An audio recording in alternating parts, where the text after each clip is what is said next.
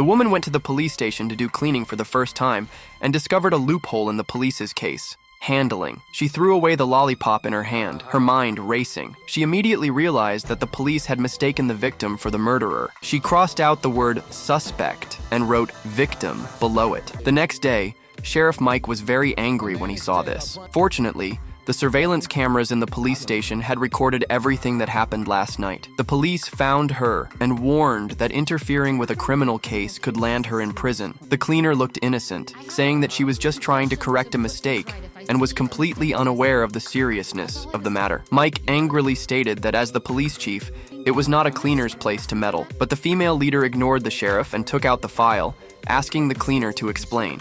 Next, it was Ella's time to reason. You've got a dead body. I'm assuming you think this lady offed her husband, but that's not possible. Look at this room. Look at this couch. All of these pillows are evenly spaced with alternating colors. Check out these shelves. Those objects are perfectly sized. Even the choice of metals is consistent. This house is immaculate. The owner is a tidiness freak, except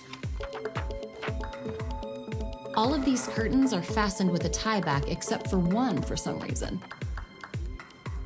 That's odd, isn't it? You're telling me this woman who meticulously arranges her couch pillows doesn't care about her curtains? So the tie back must have been used for something else. See, look, you've got hairs stuck to the chair leg. Somebody put tape around it, ripped it off, the glue stayed, and trapped the little bits. The samples are at the lab. We found no tape at the scene. That means someone was tied up with the curtain cord and taped to the chair around their ankles. And since there are no marks on the victim's wrist, it wasn't him who was tied up. Which means there was a third person. We have Lynette tied to the chair, victim on the ground, and our unknown bondage freak who was either kidnapped or bumped off Lynette.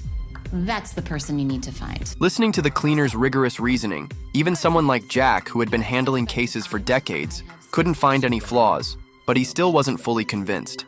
He said that they needed to check the surrounding surveillance to truly prove that there was a third person at the scene. We have the surveillance footage.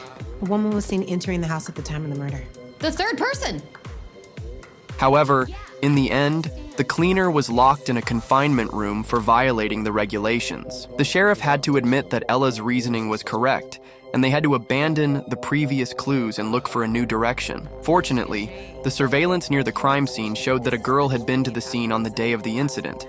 Although the girl firmly denied it, she had no alibi. Just as Mike was about to identify this girl as the prime suspect, the cleaner casually glanced at the computer and found that this video was not from the day of the incident. The sheriff was very angry about her